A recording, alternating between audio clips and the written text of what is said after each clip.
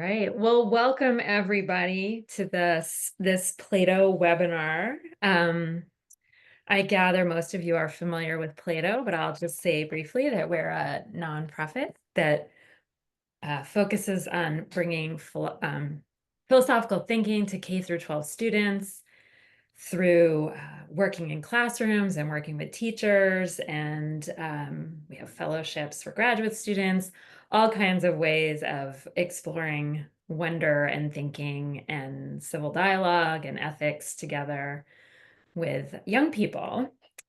And one of the great things that we have going on at Plato is that we have a consortium of graduate and undergraduate students.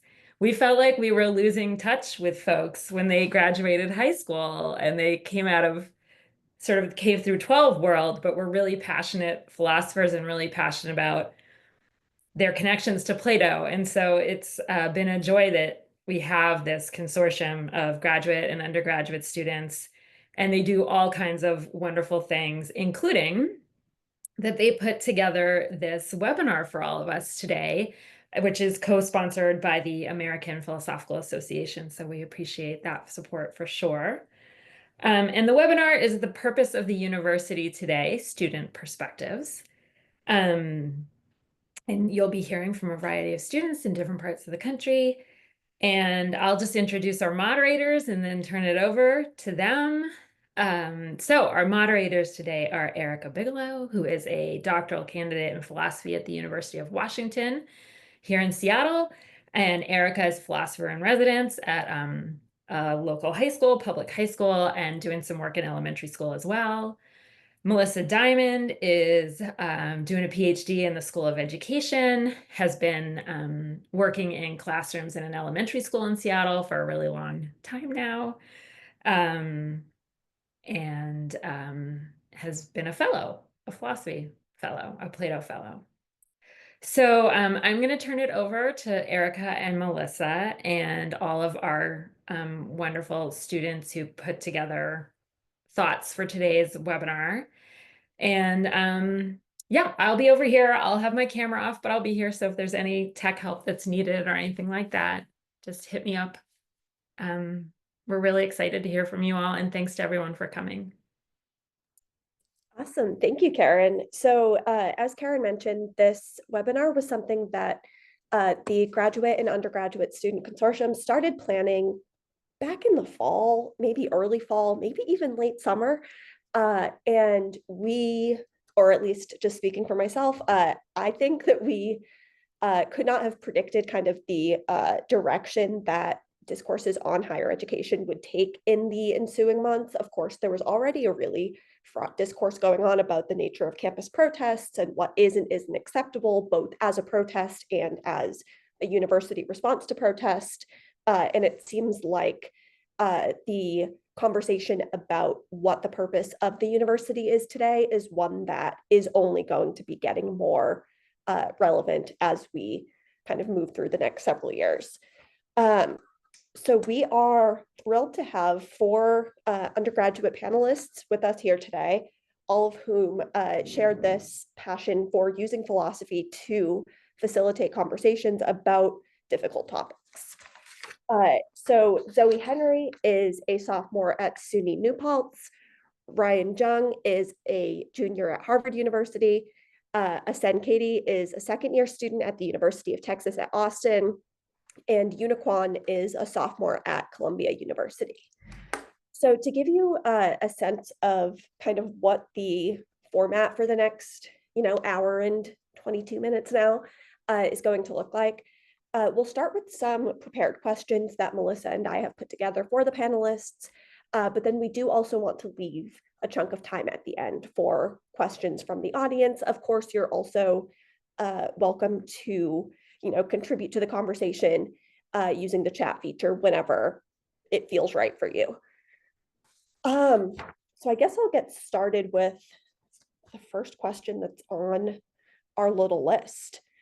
So since so much of Plato's mission is about reaching students before they get to the university stage, before they, are even really making their decisions about universities and colleges, it feels apt to kind of start with this question. Before you got to college, what did you think college would be like? What did you think the university would be like? And what, I guess, were you looking forward to? We can start in whichever order. All right. Happy to jump in here, and thanks so much for the introduction. And thank you all for tuning in to the webinar. I would say, coming from Southern California, getting 4 seasons here out in Massachusetts was a big consideration. But another thing was, just the amount of breadth and depth in terms of opportunities, both academic and extracurricular, that I could get involved in. Grabbing a meal with somebody who, thought of herself as a future doctor ever since she was 6, versus me, who discovered philosophy when I was around 12 or 13.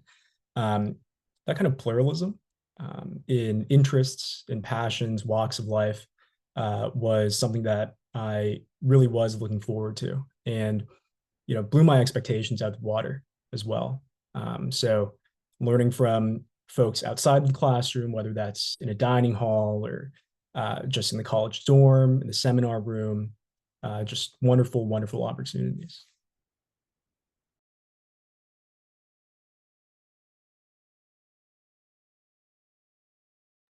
Anyone should feel free to jump in whenever.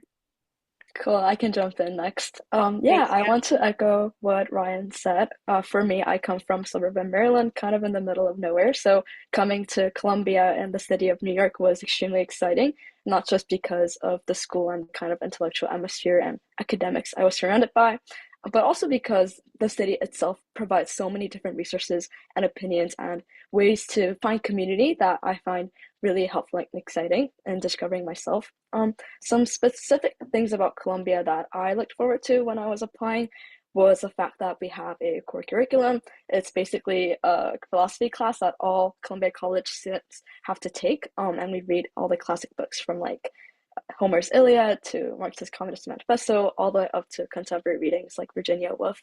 And I really enjoyed that class because it brings all the Columbia College students together in philosophy and trying to learn our history and political theory. So I just find it really enlightening that all the students are being taught to think critically and become independent thinkers. Yeah. I could hop in. I'm a Sen and I have lived in Russia, Kyrgyzstan, and Turkey. So coming into the US in middle school and high school, it was really hard for me to join a specific group of friends because like people had been friends since elementary school and it was a little bit harder for me to get into groups. So I was really excited to meet new people from like various different backgrounds, and I was really also excited for UT classes because I'm a government major, so a lot of my professors will do research outside the school, and a lot of them are like consulting specific nonprofit organizations. So just hearing what they have to say about what's going on in the world right now or about a specific topic, I found it really insightful, and I was really excited for that.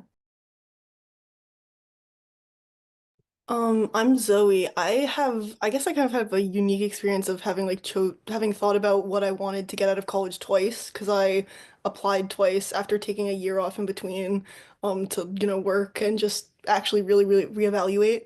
I guess I kind of mostly wanted to just make my world a little bigger, in the sense of like obviously meeting people is really huge, meeting like especially like older academics, people who can kind of play kind of a mentoring role almost, in like a less strict capacity than that even, but that's been really valuable. But also like meeting, other people my age who are really, yeah, again, like Ryan was saying, like, everything from like people who want to be doctors to, people who are also into philosophy. And then like kind of fosters a sense of community for me that has been really nice. I went to a small school also. But then also, I think just like having the opportunity to take a lot of classes that really, um, maybe things that I would otherwise have no idea what would be going on, like random geography or architecture courses, just kind of really, yeah, I don't know. They make me feel like I'm really getting the most out of my life. Thank you. Yeah, thank you, Zoe. So Zoe has mentioned, these kind of cool courses that she's been able to take, and Yuna mentioned that I'm already blanking on what it was called, but that kind of introductory humanities course at Columbia. Asen and Ryan, I was wondering if there are kind of specific either philosophy courses or other courses that you've gotten to take at your universities so far that, have especially shaped your thinking. Yeah, I think that's a great question. I wish we had something like the core curriculum that Columbia has. Everybody sort of gets into the same pipeline of thinking really hard about, philosophical topics. But for me, I'd say my first introduction to philosophy in a way that really sparked my interest was taking a philosophy of education class at the Harvard Graduate School of Education with Professor Elgin. I see her in the audience, so hello, if you're listening in. But, you know, at first it was a little bit daunting. I think I was one of two freshmen, very first semesters of college, who was taking that class alongside, juniors and seniors from the college, but also folks in the education school. So we were coming at these readings and seminars with, such different approaches. But to realize that for thousands and thousands of years, we've been trying to figure out what education is really about. How do we get there? Ways for education to be a socially reformatory practice. I mean, all of those things, I found myself in this larger conversation, reading folks from Plato to Du Bois to Dewey. So that was one really special experience. And if I could name another, this is probably as close to the core as we can get here at Harvard. But I studied this thing called social studies, which sounds much more like what you would take in elementary or middle school. But it's a mix of political philosophy, social theory. So we read this tradition starting from Thomas Hobbes up until folks like Michel Foucault. So again, incredible depth and breadth in terms of who we're reading and the questions that we're asking. Makes for a great intellectual community here at Harvard.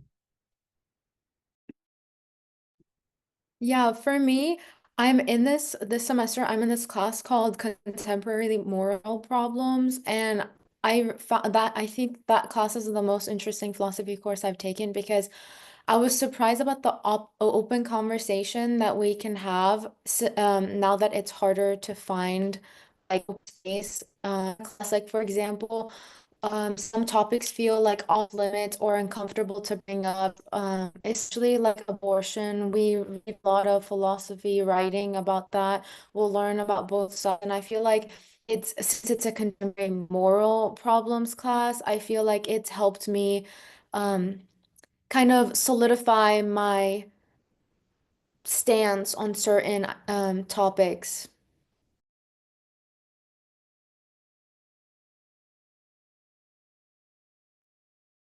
Great, thanks for all your responses to that. I think our next question we've already kind of started to talk about this, but you've all now been at your schools for at least a year. We wanted to ask if there's anything about the intellectual climate at your school that you found surprising or anything you've especially appreciated during your first few semesters. It seems like we've gotten a lot of things you've appreciated already on the table, so maybe a little more about something surprising or unexpected. Yeah.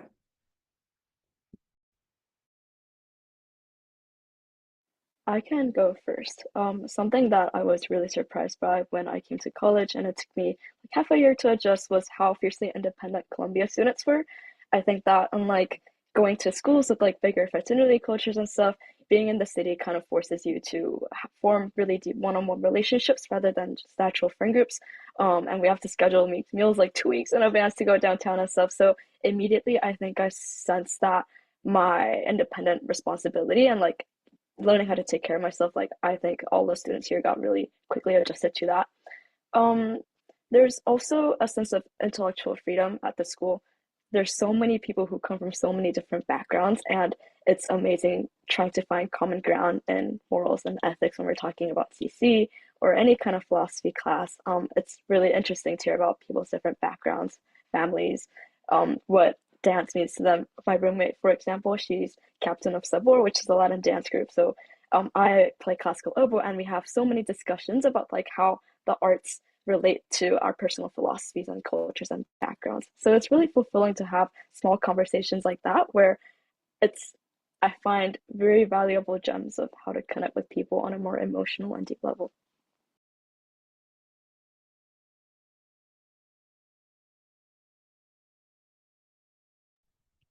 Yeah, I would agree with that. I think the variety of perspectives, I wouldn't say it's surprising because I think that is again like part of honestly what I was most looking forward to about university. But yeah, like I think just like not even necessarily diversity of backgrounds because my school is a little bit local because it's a state school. But like even like in my philosophy classes, I'm taking a philosophy of art class right now where there's some people who have like I know a student who had like a military background was talking to us about like the art of war, for example, when we were doing like student presentations. And then because am probably not going to be minoring in geography anymore, but I have a little bit of a geography familiarity. So I talked about maps, and I know there was a lot of that kind of thing where it's like not necessarily stuff I wouldn't think about, but stuff that just learning about it from the perspective of someone who really is actively engaged in like the subculture or, whatever the specific context is really makes it really real to you and is really valuable.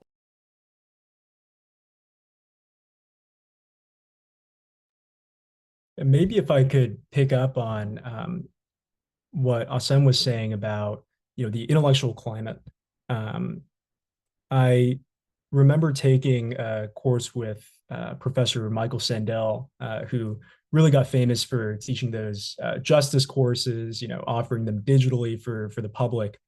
And seeing that there's such an appetite for folks to really try to morally reason for themselves, from things as seemingly trivial as the trolley problem to something like college admissions, right? Because it was a gen ed course, you saw, just such a diversity of majors and minors, intellectual interests. And, really what I've been thinking about these days is, can we enlarge, opportunities for things like moral reasoning, courses like justice, where somewhat Socratic, folks are invited to, offer their own thoughts either in front of the classroom or in separate sections with teaching assistants. So that part I think is really special, and it has outsized dividends, I would say, as folks graduate, enter private and public life. So that's something that stood out to me. For me at UT, I found that a lot of the students are there's an 80-year-old in my class, and we do a study session together sometimes. So seeing the various backgrounds and ages on the campus has been really like kind of hard, but really nice to comprehend in my mind. And going kind of tying back to like some topics feeling off limits, I'm a government major as well, along with philosophy. So a lot of my professors have a specific party that they support or ideology, but I found that they really encourage like real debates and honest thinking, and they try to be as centrist as they can. And I thought that coming from high school, I thought some of the ideologies would be enforced on me, but I haven't seen that here yet. And those moments and like discussions in class have made me value free speech and like respectful disagreement even more coming into UT. That's really interesting. I really appreciate all your responses. I'm wondering, just to follow up, we've heard from you a lot of really great things. Is there anything you would change or any limitations about the intellectual climate? Like if you had to identify maybe a challenge that you see in the climate of your schools, what would that be, if any?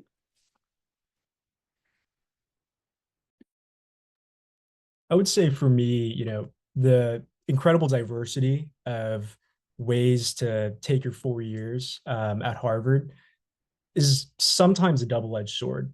So for some folks, you can really try to take advantage of an extremely liberal education, take courses and, tons of different disciplines and run to a bunch of different buildings to attend your lectures or your seminars. But sometimes I've found, sometimes I'm guilty of this, or we talk about this with friends. It's easy to kind of silo yourself. It's wonderful when you discover this topic or this discipline that's super, super engaging to you. But I think connecting across disciplines, and as you're doing that, bring your own methodologies, ways of seeing the world, your politics, and bring some of that independent moral reasoning into play, I'd say is something that I'd change. If everybody had to take a philosophy class, like I said, I think that students would be better served in the process.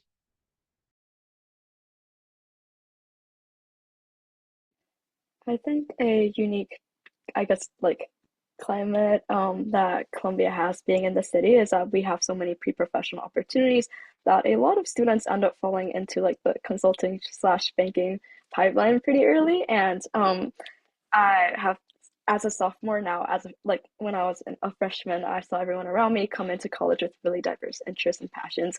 And now it's like everyone's scurrying to find the next internship or professional opportunity. So it just seems like time is running out really fast before students really have the opportunity to learn about themselves and learn about the world around them intellectually. Another thing that I would really want to add is regarding like the political protests and the climate. A lot of students have been really unhappy with the administration clamping down, especially with the Trump administration taking away research grants and stuff and trying to stifle free speech and protests. I think that's not the students, that's purely the administration, and it's a separate body that's not even letting the students speak on the council and the Senate and stuff. So that would be something I would like to fix.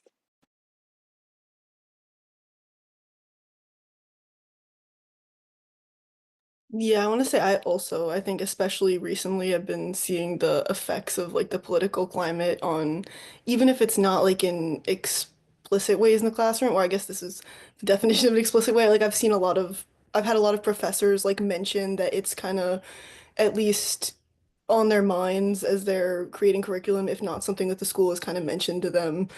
And I know I'm taking a class with one of the professors works at the Smithsonian, and he told us, not to contact him on certain emails because, the way that things are going, it's just because the class is very focused on things like diversity and equity and inclusion that it just might not be, it seems overdramatic, but it might not be the smartest thing to talk about on certain, emails, which definitely gives things a different vibe at the very least than they had last year. It wasn't that there were no issues then ever, but it is noticeable. And in some classes, like I know in like a women gender sexuality class I took earlier last semester, obviously it came up. But in other classes, it's just a little bit more of like an implicit undertone that crawls in at times. What I've been seeing at UT is the psychological help and how it kind of lacks in terms of student support. We have a lot of resources, but students still have to pay out of pocket. And this year we've lost 3 students. So I think the administration could definitely do something about having more academic advising, specific seminars telling students that they are enough and that grades don't really define them.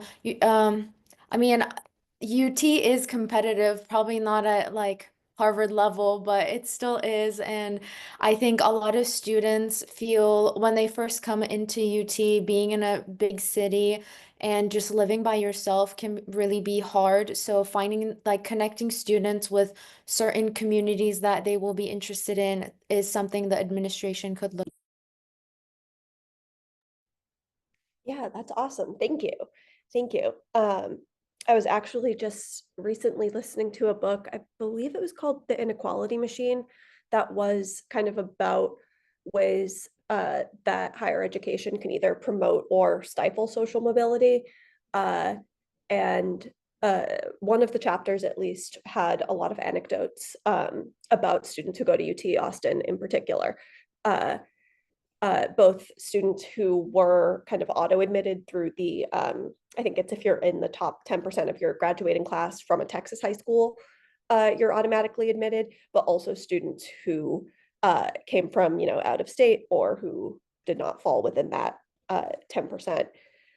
So I think that this all is a really, really nice kind of segue into some of our maybe slightly broader questions and questions that have to do with, the very topic, the very title even of this webinar.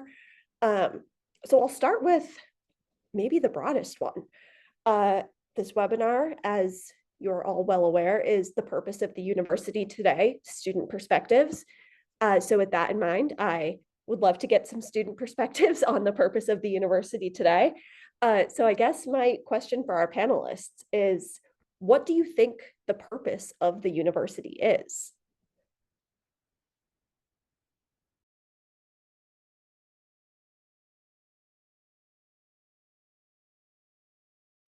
I could answer first. I think the purpose of a university is that it should help students grow in knowledge first and then character.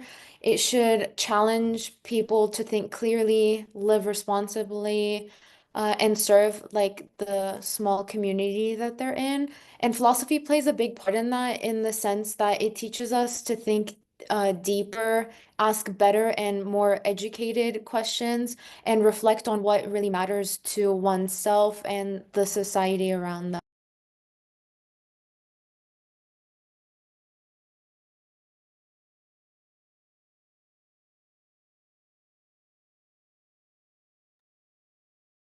I might venture out and say that this might go into a bit of rambling, but you know, the as you were saying in your introduction, Erica and Melissa, um, the past year and a half or so has been a real point of reckoning, not only for folks interested in philosophy like ourselves, but also your student who might not have been exposed to philosophy or philosophy of education, on what the purpose of the university is. And I often think back to a debate that W.B. Du Bois and Booker T. Washington had, in the late 19th into the early 20th centuries, about the differences between vocational and liberal education. Washington, as the president of the Tuskegee Institute, seemed to go out to Atlanta and talk about the praises of vocational education. But I think there was something more powerful in what Du Bois was saying about, well, he called it back then book learning. He talks about how students are introduced to a liberal education. They have dawning self-consciousness, self-realization, self-respect, really that thinking of oneself, and developing one's own conception of the good, and in interacting with a community of other intellectuals and other folks with diverse backgrounds, really trying to wrestle with what your conception of the good, conception of the right as well, is. And, that kind of education that later on folks like Dewey pick up, I think is what the purpose of the university is. That opportunity to think about where you're headed and what you're about, how to take what you learn and go on and serve the world. After all, we are political animals who are going to go out into public life at the end of the day. That's something that's been on my mind a bit more as I'm thinking about recent events.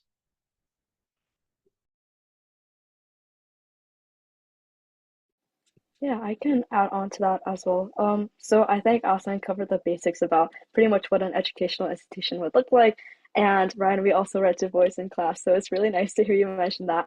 To add on, I will say like we read on top of Du Bois, we read Christine de Pizan, Machiavelli, and Aristotle, all of whom talk about like what kind of education people should receive. And I think that coming from taking the core curriculum, there's a select number of texts that everyone should read if they want to be independent thinkers and be aware civilians.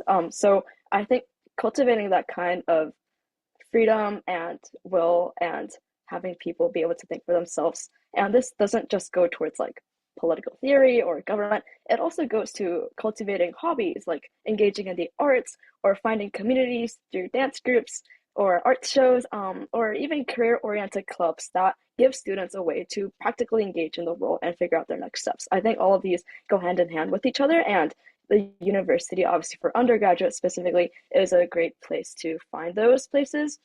But additionally, speaking outside of the undergrad view, and maybe the model, you guys can add on to this a little bit as grad students, but a university is a hub of research. Some of them host hospitals, some of them host like law schools, vet schools, all these kinds of grad schools, and it's also just like the home of the next leading generations of innovations and researchers. And I will want to add that like here, when institutions such as Columbia or Brown, when we receive research cuts, it's going to directly impact the science research, and that's going to take away whatever our next life-saving medicine or whatever it's going to be. So it's just a real consequence that educational institutions can face when there's research grants that are being cut. And then finally, I think that every educational institution, university has its own culture and history and background. You have your alumni network, and the university itself has a very personal connection to the people in the city. For Columbia specifically, since the 70s and stuff, there's been a huge argument, or at least like a topic of note, of how Columbia needs to contribute to the Harlem community because we're like right below, and our property literally, like, there was a movement in the 70s where we tried to expand our school gym. It's still pretty bad, by the way, the school gym. It never got expanded, but people basically protested because Columbia wanted to take away from the Harlem community without really giving back through donations or any kind of community building. So I think just like any other property owning business slash building, like a university has to owe its due consideration to how the students are going to interact with the community around them.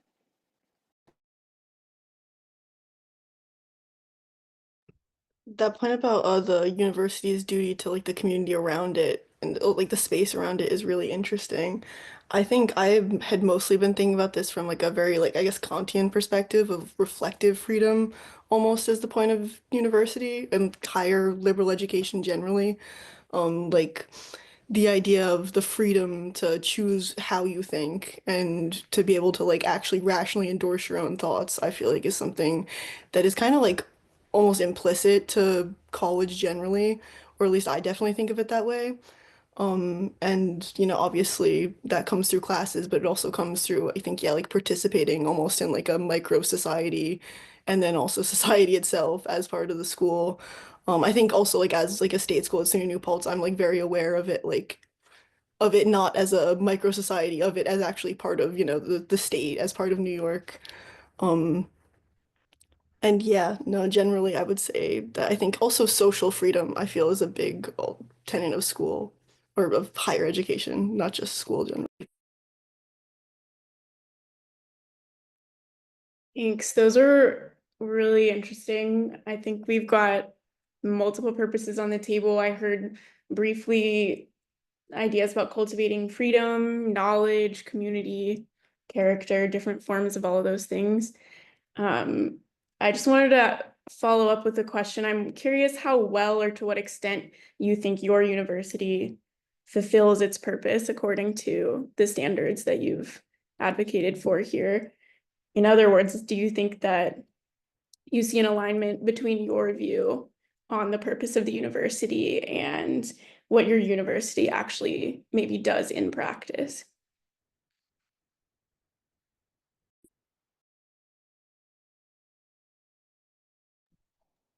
I think for UT, a lot of the professors, like I mentioned, have their own little research stuff going on or their own consulting jobs that they have. So knowledge-wise, I think other like outside the classroom, you learn in the lectures and also by going to their office hours and discussing certain topics that a student might need mentoring on.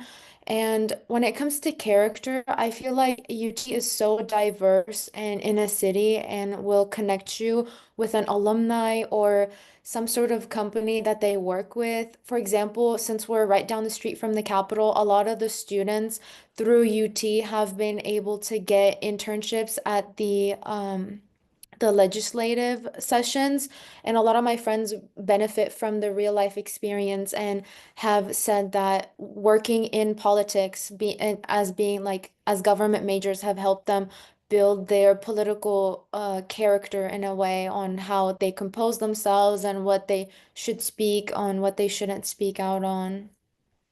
So I think UT really fulfills my specific.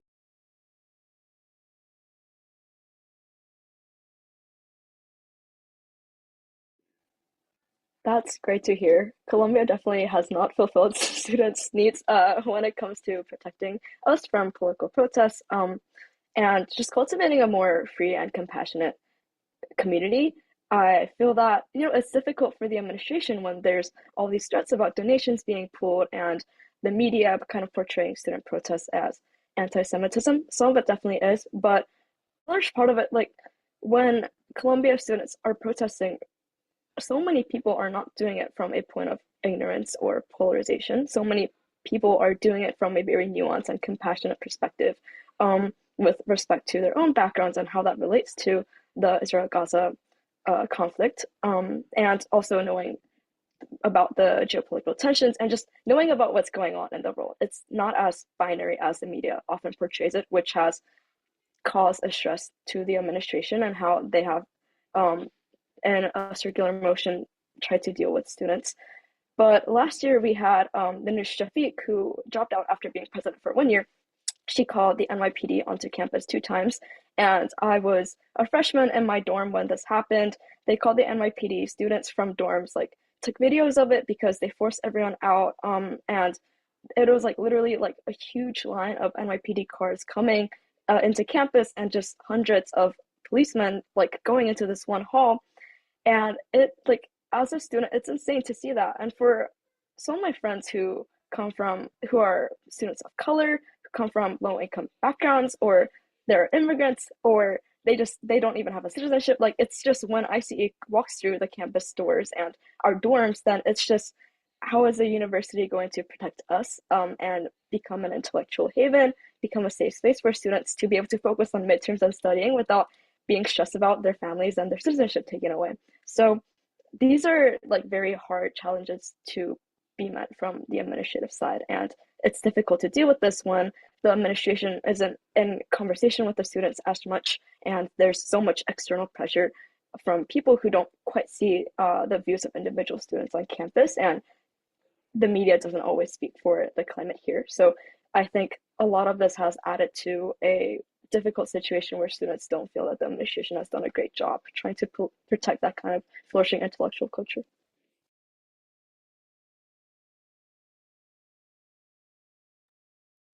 Yeah, I would say, I think we're working in similar non-ideal conditions here in Cambridge. And, Harvard's mission was, it gets repeated throughout meetings with faculty and administration. So, it's sort of stuck in my head now, which is, to educate the citizens and citizen leaders for our society, doing that through a liberal arts and sciences education. And, I should have underscored this earlier, but I think, Zoe, a few minutes ago, you said it really, really well, right? There's that aspect of reflective freedom. There's also an element of the university being not only a small sort of microcosm, a representation of society, but I would say a laboratory for citizenship as well. When you see protests in and around campus, flyers being posted in departmental buildings, I wonder I remember looking back in the spring at the encampment and just having this moment of reflection, thinking like this is citizenship at work when folks try to exercise their First Amendment rights, albeit in a private university's grounds.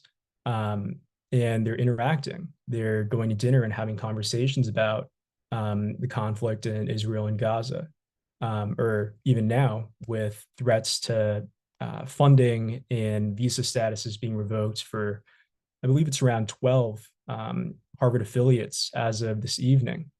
That point of reflection and thinking about who we are as citizens. I mean, institutionally, I wish there was a little bit more support in cultivating that sense of citizenship. Even, things like positive liberty, right? Because it's not only a cognitive sort of task that one takes upon themselves, but also, one that people exercise, and they should make effective in their 4 years at Harvard and beyond. So that sort of practice of citizenship is something that I wish I saw a little bit more, to be candid, at Harvard. I guess like Yuna, I kind of wish that it was just encouraged at my school a little more. I think at SUNY New Paltz there's a really big tradition and also like present there's a big presence, I should say, of activism. It's a huge part of the school. However, yeah, last year in May when there were the encampments going on, it was like 2 days in, I think, that my school shut it down. There was a big police presence on campus. I was not like a full-time student at the time, so I wasn't here.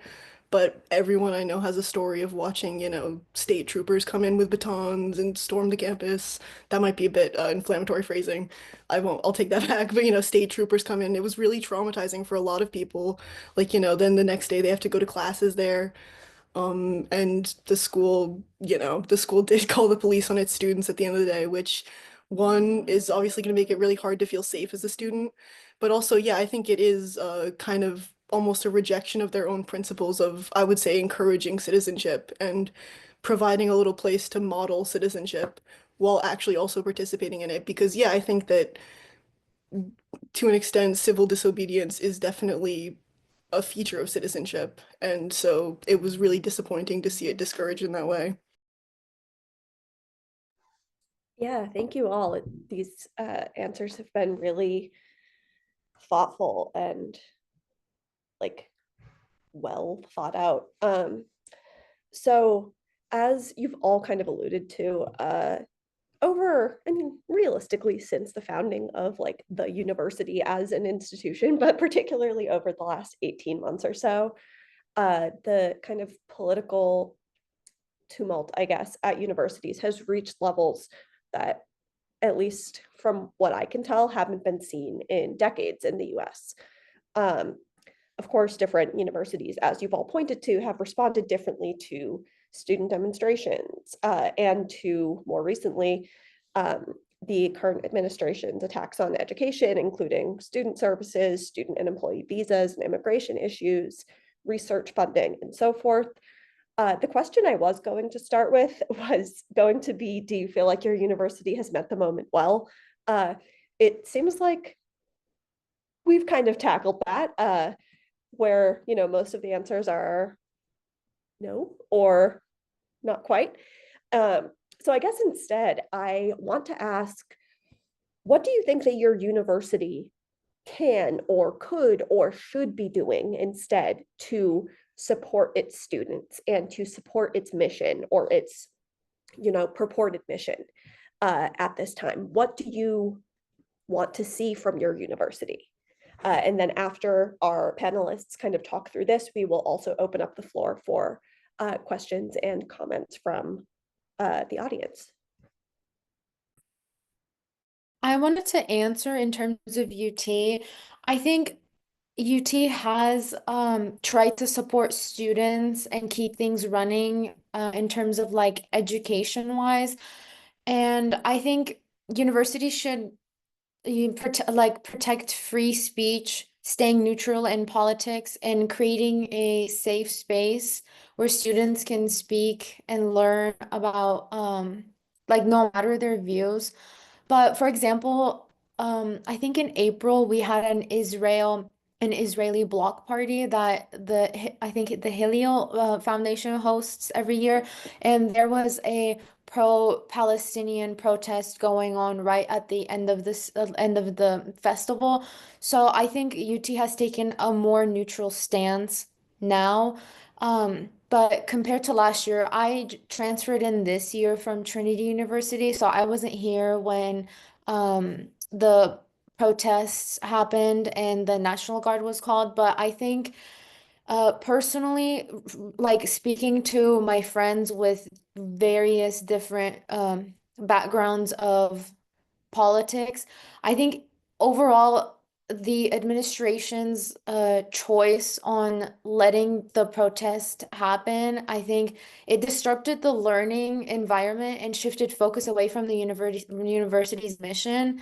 And specifically at UT, the Capitol is just a few blocks away, and I personally think that political demonstrations, at least at UT, could have been directed there where real policy change can happen. I think personally, campus protests that are um, obviously taking place by a really important main building like the tower could center on student issues like tuition, safety, or academics.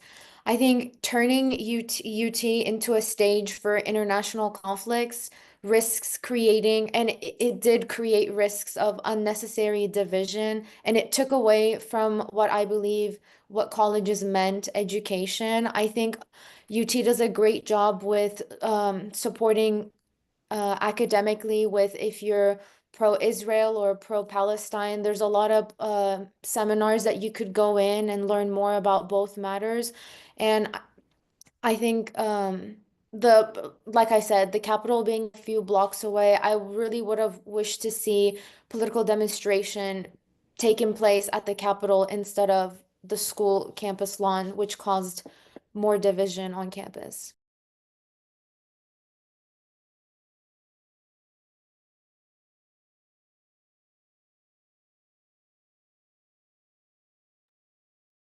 Yeah, I was just taking a little bit of notes here on my thoughts, but I guess to answer the question, I mean, I'd sort of talked about the non-ideal conditions, and especially in the past few months with almost $9 billion in funding being threatened for Harvard. And, there's an upcoming congressional hearing that alleges that Harvard and other universities are, guilty of antitrust with regards to tuition.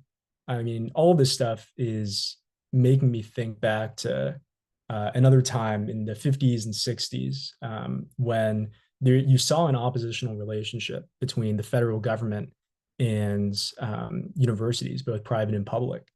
And back then, academics were brought under the congressional investigations of the House Un-American Activities Committee and for suspected, communist beliefs. Either, you were suspected of being a card-carrying communist, a member of the U.S. party, or you were a past member who was trying to subvert America's efforts in the Cold War. And, I was reading a bit about this back in the fall, and, at nearly every single university, from Berkeley to the University of Washington, to Cornell, to Harvard, I mean, academics were so vulnerable during this period. And one of the only successful cases where an academic was not dismissed from his or her position was at Harvard. And what was surprising about that, it was sort of a perfect storm where you had a new president come in who was sympathetic to protecting professors who were suspected of holding communist beliefs. You had the corporation, sort of our governing body, who was also coming to the defense of professors There's one professor in particular, his name was Wendell Fury, funny name, I know, but he was in the physics department, and in solidarity, the rest of the physics faculty took a pay cut in order to fund his legal defense. So you saw this perfect storm of different stakeholders in the university coming to the aid of three professors who were under investigation by the HUAC. And this kind of solidarity, in addition to more input in university governance, whether that be from faculty or from students, that was a point brought up by Una, which I thought was a great one. This stuff is so crucial, right? Like building solidarity within the university itself, in order to tackle what seems like an antagonistic relationship between the university and the federal government. So getting from a house divided to a house united across college campuses, I think is one goal that I hope to see in the coming months, if not the coming few years.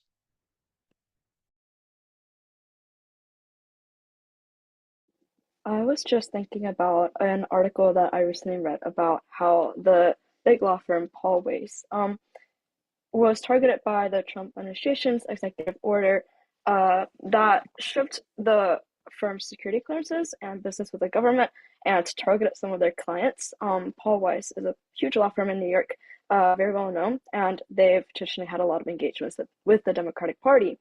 And instead of standing up and trying to pull a lawsuit, instead the head, I think Brad Karp is his name, he went to DC to meet with Trump, and they cut a deal where Bois agreed to stop their diversity initiatives and align their parties to Trump's agendas. So, it's disappointing that even law firms who are supposed to be servers of justice, as well as, I guess, servers to their clients, if they can't stand up to economy and budgeting and politics, then who can?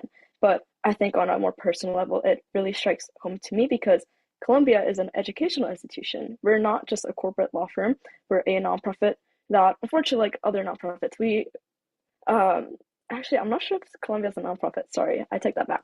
But educational institutions, like any other institution, we depend on corporate partnerships. We depend on private donors. So we, at the end of the day, we have to depend on capital to be able to fund research, to be able to fund classes, professors, academia, but in the process, the goal of educational institutions that Erica, you asked about earlier, is so crucial in trying to cultivate individual citizenship and trying to create new leaders and citizens in the country. And I just think it's horrible that the university administration is bending to a certain political climate, the pendulum, when these kinds of missions should be freestanding about any kind of political state, the nation, or whatever, whatever political party in charge is. I think that kind of mission should stand firm. And personally, I've seen a lot of professors support the students. If the administration isn't handling it, the professors themselves, when the protests were going on last year, a lot of them were very lenient towards grading. A lot of them held virtual classes instead of in person in case students felt unsafe to enter campus. A lot of them have been personally reaching out to students and letting them know that they're there for them emotionally, for support, or if they want to engage in any discussions with them about the career or the climate of the campus. So I find it really relieving that at least within the students and the professors and the academic community, all of us are supporting each other in trying to figure out our beliefs and how we can stand together as a community. But it's disappointing that the administration hasn't allowed us to do that.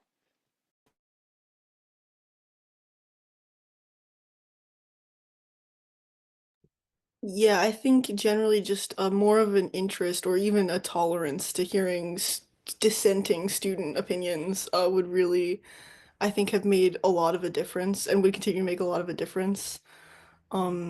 Because I feel like all institutions, like a banking firm, or I'm sorry, I forget exactly what Una mentioned as the example, but all institutions, I think it's really troubling when they're bending to these kinds of, political climates. However, educational institutions specifically, it does seem like the whole point of them, really a lot of their constitutive ideals have to like to kind of require them to be at least a little bit more resistant to that kind of thing. So yeah, just like a little more, I think of like things like I know that when sometimes, especially during uh historic like recent history periods of kind of political tension at SUNY New Paltz, they've done this thing where administration requires protests to happen in specific parts of campus where they'll be less disruptive. I think efforts like that really just show like a total disinterest in really allowing students to participate in the democracy within the school to whatever extent that exists. And so that would really be nice if that kind of thing happened less. Fantastic. Thank you all so much. As I mentioned, now we want to open up the conversation to include folks who are in the audience. So you can either, just join in if there's something that you want to kind of add your +1 to, or if you have a question or a comment, you can either use the raise hand function, or if you would prefer not to do that, you can put your question in the chat. If you put it in the chat, I will read it aloud just for the sake of ease of the recording.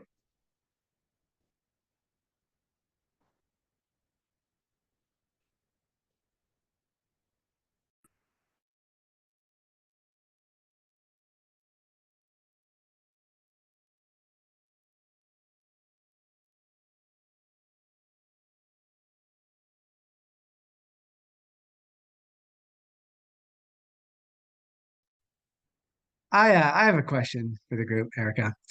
Sorry, guys, I'm going to keep my camera off, but this has been great so far. I've enjoyed hearing what you all think. And I also think to some extent you all are a type of self-selecting group who has joined this, this kind of panel. So, in that regard, I think you also may think differently from some of your peers about these questions. So, my question to you is, why do you think that some people say that college isn't worth it?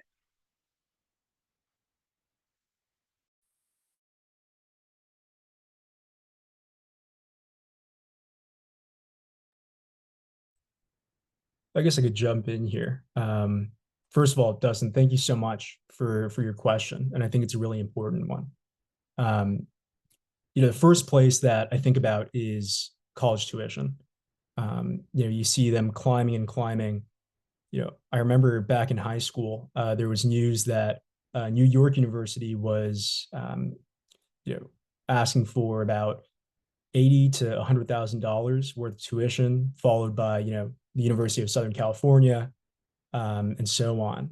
And, translating the dollar amount of how much families are expected to contribute, to say nothing of the cost of living of a place like New York City or Cambridge, Massachusetts, or Seattle, Washington. Translating the dollars between the potential value add that a university can offer is a really challenging one. And I would say that that's another place that I think universities fall short. We can consider the fact that universities across the United States receive hundreds of billions of dollars, if not more, in federal funding, state funding, local funding, that ultimately should go on and serve, either offset tuition or lead to student outcomes where graduates go back and serve the public. So I would say, those are deficiencies in two senses. Tuition being too high, and second, the graduates of universities, for instance, here at Harvard, half of the class of 24 went on to consulting, finance, or big tech. And, the hope is that ultimately they'll use those powers for good, those well-remunerated salaries. But ultimately it's a challenge that I recognize as, a student who also is on financial aid. The cost of going to college, and the opportunity cost that you leave on the table of not working for 4 years is a challenging one. I think if I can kind of add on to what Ryan's saying, I'm also thinking about the discourse that often arises around students who out of high school or even later in life choose to go into trades, specifically trades that don't require, an associate's degree or formal training like that. Those students are often framed as like, well, what good is college going to do for them? And I think that even still kind of gets something wrong, because I don't know if I think that there's a difference, I should say, between college being necessary and college being beneficial. I think that we can, pretty easily say that if somebody is able to get their job training outside of kind of a formal institution of higher education, college might not be necessary for them. But that's not to say that they wouldn't benefit from, taking a course at a university, especially if it's a university that's kind of responsive to community needs. I think then the issue, though, becomes both this kind of literal cost issue. I think I read something recently that there are now 5 or 6 maybe colleges in Massachusetts for which the annual cost of attendance is 6 figures, which even, I mean, I started college in 2014, and I think in that year, in 2014, I think Boston University had been the first in the state to climb to 70,000. So even, in a 10-year gap, a $30,000, close to 150% chance, 150% change in cost is untenable. But then it also, there comes to kind of more logistical questions about things like scheduling and time availability, whether somebody who is working 40 hours, or as is often the case in the US, 50 or 60 or 70 hours, then really has the either literal time or like mental time kind of to log on to class or to travel to a 4th or 5th location for the day and attend a class. But I think that I think this question's a really important one. Do any of the other panelists have thoughts on it? Why some folks say that college is not beneficial or college is not worth it? I do. I think college has kind of what Ryan was saying. I think college has a high opportunity cost. People are spending 4, maybe even 5 years and thousands of dollars if you're in-state tuition or out of state. That that time and the money you could be working, gaining experience, or even starting a business. And that loss of time and income really outweighs the benefit of a degree if your major doesn't guarantee a good return. For example, speaking for me, statistically looking at it, I believe at UT, 55% of government majors end up applying to law school and taking the LSAT because they personally believe that they won't be able to get an actual job fresh out of college. And I think it depends on what skill sets that you have developed over the course of your life. For example, some skills can be learned faster and going to trade school. For example, my uncle is he's a welder and he makes about, I think, 6 figures, and he personally chose not to go to college, but he's like, um, the opportunity cost of spending either 9 months in a trade school versus just a regular 4-year college, or certifications or experience or what you want out of your life or your future can sometimes be the determining factor of if a person will attend college or not. But I would say, going to UT Austin, I genuinely feel like the social aspect of the school, the thousands of student organizations that are constantly tabling on our on Speedway and everything else, I feel like has added so much more than what I would have gained going to trade school or doing some sort of other program.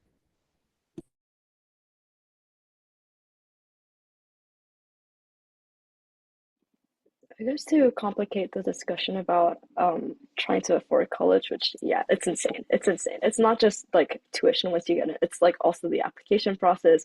Like applying to college takes fees. Preparing for that in high school, if you're trying to do extracurriculars, that also culminates into just a bunch of bills that thank you for my parents. Um, but I think like at Columbia, it's really interesting to see the diversity of students. Some people I know came from really rural areas like middle of nowhere in like Idaho, and they're like the first student from their town to go to a top university in like a decade or so.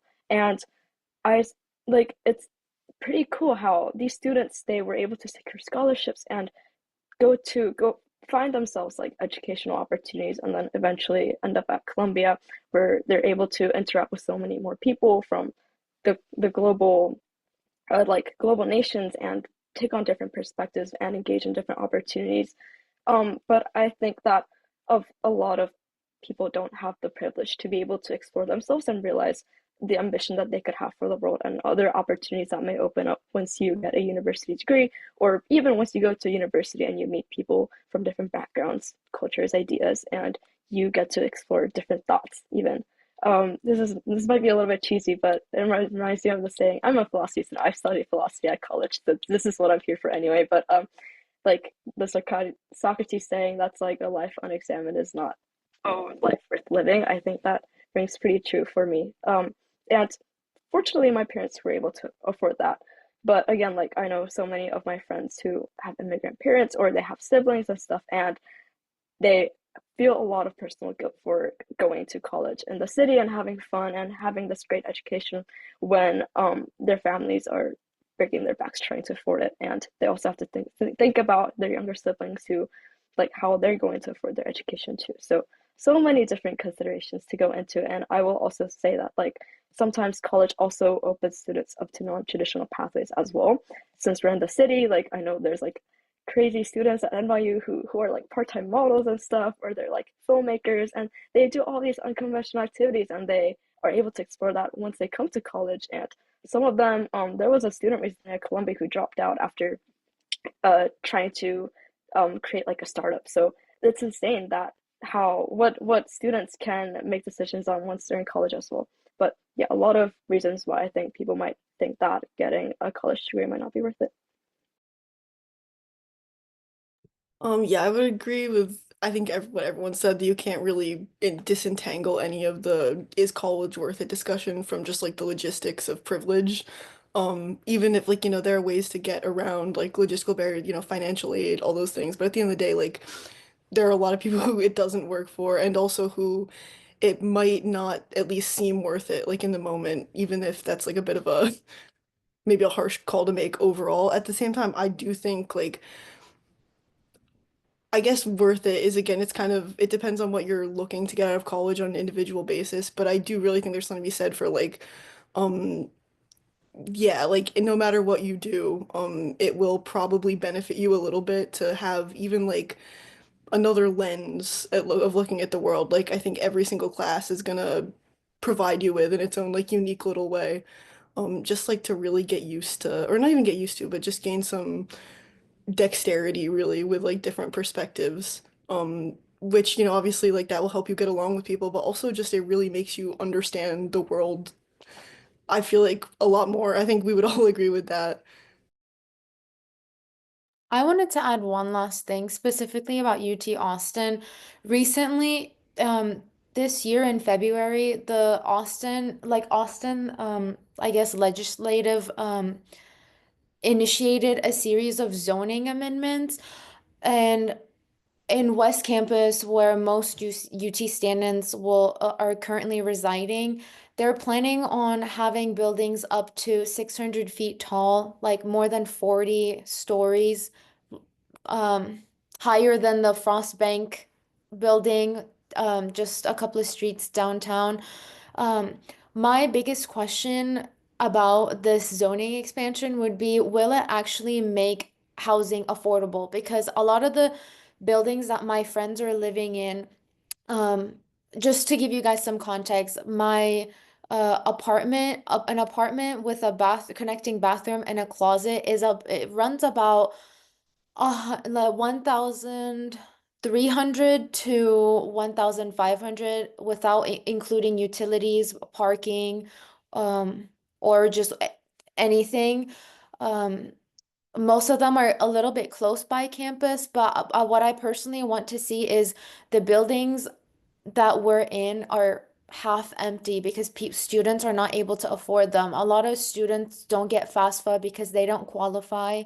But coming into school and not having a place to stay or like constantly worrying about when you should sign your lease, when most of us sign our lease by for the next year, we sign our lease around October or December of the fall semester.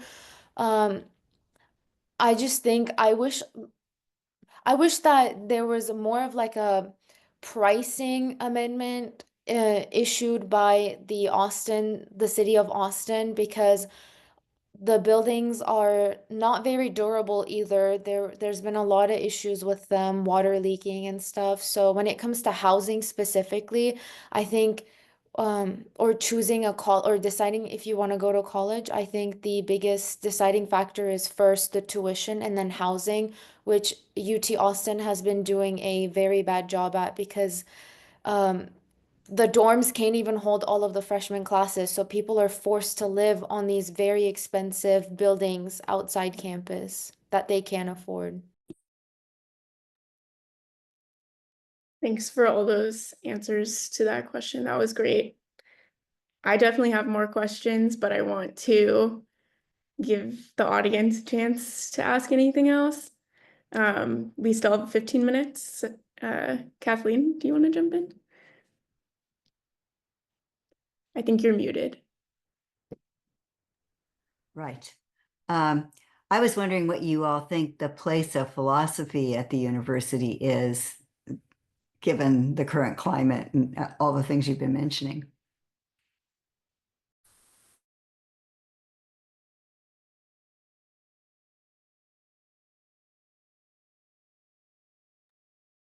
I think it'd be an absolute lark if every student in the university had to take at least one philosophy class. Um, you know, the joy of philosophy for me is, not only finding yourself in conversation with folks who are, trying to take it slow and ask fundamental questions about how to make sense of the world and how to make it better. But also the dispositions that we develop. If you hear a divergent view, or you want to try to adopt it, the kind of perspective taking that goes on, the civil disagreement, and in addition, thinking for oneself. I remember, the way that I got introduced to philosophy was I was moving around a lot of different school districts in Southern California, from like South Central LA to San Bernardino County to Orange County and so on. And seeing the different qualities of educational experiences that I've had, talking with my sixth grade teacher about it, and him telling me that, this is a matter of educational justice, right? And concepts like justice, like freedom, like equality, you could probably tell that I'm interested in political philosophy more than other branches. But, having the world begin to make sense before your very eyes, whether you're 12, like I was in sixth grade, or you're 18 or in your early 20s in college, it's really a transformative opportunity that I wish every student could take advantage of at the college level.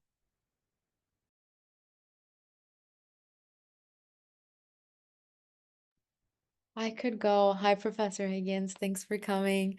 I wanted to answer that question by I think today's political climate is very polarized. You're either very right or very left, and there isn't a lot of discussion going on. And I think specifically in college classes, specifically philosophy classes, um, these classes kind of remove you from the fast-paced world that we're living in, where you're trying to rush to class or you have a lot of extracurriculars going on. And it gives you a place where teachers will teach you critical thinking, ethical reasoning and like the ability to analyze issues from different perspectives that are in the classroom. And I think it doesn't just help students think better, but it equips students to resist specific snippets of stuff that they're seeing on social media and question power, authority, and engage in a more meaningful acceptance of life where we live in a society and we have to be more understanding of different opinions that are around us. And it kind of like reminds me of John Stuart Mill, where he argued like on liberty that free speech, even when it's like unpopular or offensive, it's still an essential progress because it challenges us to like rethink and redefine our beliefs. And I think philosophy classes are the key on rethinking or maybe solidifying our certain beliefs on certain topics going on. I can also add on to both of what you said and just point out specific areas of philosophy that I think I've personally been in tune to while thinking about protests and what's going on campus and trying to figure out a way to make sense of it. I took ethics by Michelle Moody Adams last year, and in that class we read like everything from like the standard Kant, Mill, to all the way to like modern ethicists. So trying to understand like what my own moral duties are when it comes to treating my friends, treating the student body, or what the role of a citizen is, or what the I guess moral imperative of a university should be. Like those are the questions that I can kind of try to abstractly answer through thinking about philosophy. But there's also like the philosophy of history, especially when you're talking about political protests, which they're very interconnected with history, at least the Israel-Gaza conflict. And so we've read Nietzsche talk about like the three modes of analyzing history. It's like monumental and critical history, and trying to understand like how we can also pick apart different historical interpretations and how all of these dialogues add up to protests and personal beliefs. And just I think philosophy, of course, has to be diverse in its views.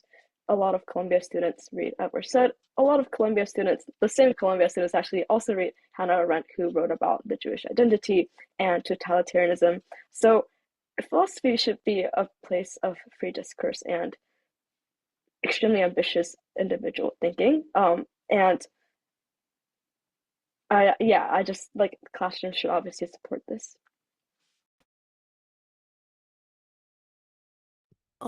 I feel like philosophy kind of uniquely makes the world, especially like the ideological world that you inhabit, a little more visible, I think. It kind of reveals it to you, I would say. And so I think specifically, I mean, school generally does this, but I think philosophy classes really have this unique ability to point out things that you already know about. So I guess I'm gonna get a little rambly here also. But there's this David Foster Wallace quote that I really love from this commencement speech he did in 2005. I forget where, but he says the story about these two fish and they're swimming along and then they run into another fish and the other fish asks them how the water is and then they look at each other and they're like, "What is water?" And the point of the story is that material realities, especially like the most obvious and really important material realities, are often the hardest to see. And it kind of takes someone pointing them out to you for you to really see them. And I think even if it's not necessarily some wise fish telling you what water is, I think school and not just school, really higher education has this really, that's the goal for me. And philosophy really does that. Philosophy will take like the smallest possible thing that every other class will really take for granted. And I see it all the time. Like when I'm in my art classes, we don't talk about like, the Romantic era and how that, defined why this critic is saying this about art and this critic is saying that. But, when you take a philosophy class, you see how everything is really interconnected, from all these different spheres, which is, I think, really, it makes you a bit of more of an effective agent in the world, I guess.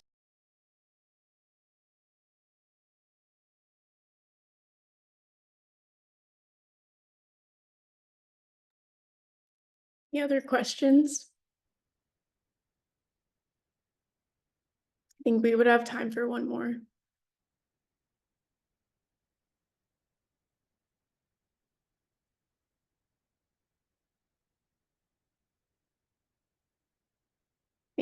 maybe I'll ask one. If somebody wants to jump in though, please stop me. My question is about neutrality because I think we've been maybe touching on that a little bit, but I want to ask about it directly. I wonder what you think, or whether or not you think universities should aim for neutrality about live political questions. And does fulfilling their purpose ever require taking a public position on a live political question? One that's happening right now is, massive budget cuts to universities. So that seems to have that this political question has a direct impact on the university's ability to function. So that's one case. Then we might think about other ones that are less directly related to the functioning of the university. So yeah, just curious about your thoughts on neutrality.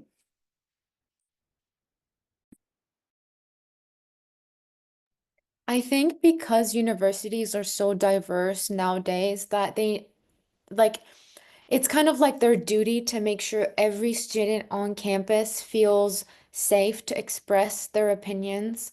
Um, my personal belief is universities should focus more strongly on teaching, fairness, keeping politics out of the classrooms to not cause disruptions or kind of bias, or I don't want to say hatred, but if you have very strong opinions and your professor the supports the opposition party, then you're more inclined to say like, oh, I hate them, they're a bad professor. Um, I think in tough times specifically, schools need to stick to their core to make sure that everyone is welcome on campus, and they should stick to their mission, which is similar to like truth, learning, and building strong connections with each other. Um, I also want to say, like, in terms of funding that you kind of mentioned, I feel like, especially at UT, because we're a state school, um, if issues were to arise in terms of funding, I think because um we have a very strong alumni base, we could somehow depend on that. But I kind of agree that if there is a certain policy that is directly affecting the university, then it should be up to the university administration instead of the students to speak out on those items.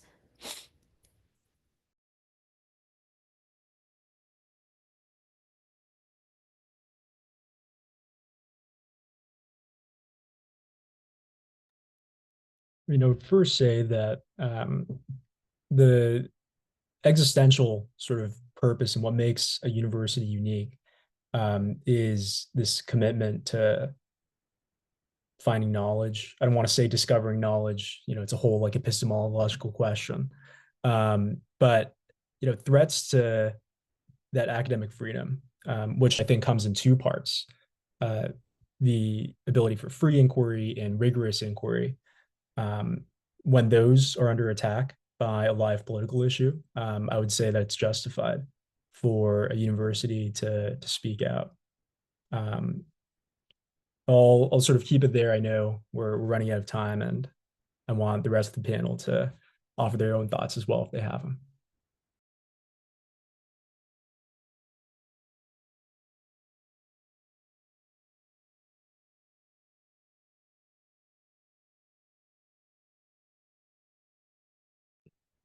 I guess I'm still a little bit thinking through my 100% response on this, but I guess I would say I think there are certainly situations where I think the university has like an ethical responsibility, I would say, to be non-neutral.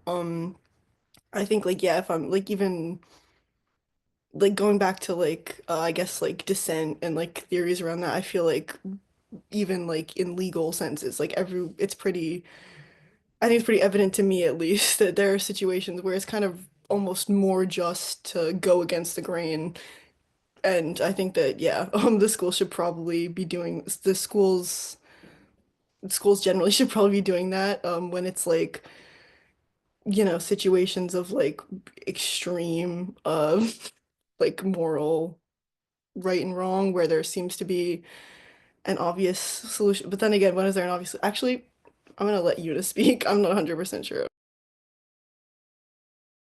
Sorry to throw you under the bus if you didn't want to say anything, Yeah, sorry, we're running out of time, but I guess neutrality is very hard to define. But I want to echo Austin's point that a university should not obviously come out with its own political stance. That is by no means a way to encourage free discourse on campus. And I like neither should professors, although they should be trying to get students to talk about these kind of hard discussions in classrooms without enforcing their own views. I think a lot of philosophy professors especially tend to do that. My CC professor refused to tell me what her view of Marxist Communist Manifesto was actually, and I had to pester her for it. But an issue or like to go into like a specific topic, I guess something that I have been thinking about was like who gets to define anti-Semitism? Is it the media? Is it the Trump administration? Is it the university?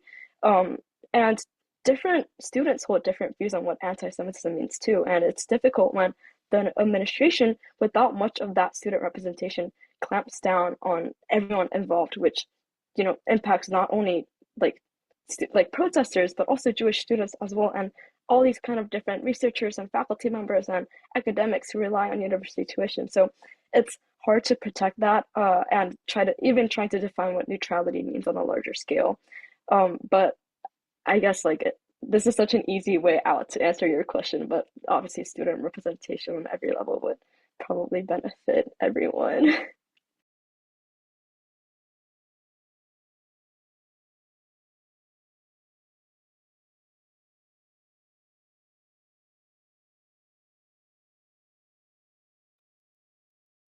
We are at time. Did anyone have any final thoughts they wanted to add before we wrap up?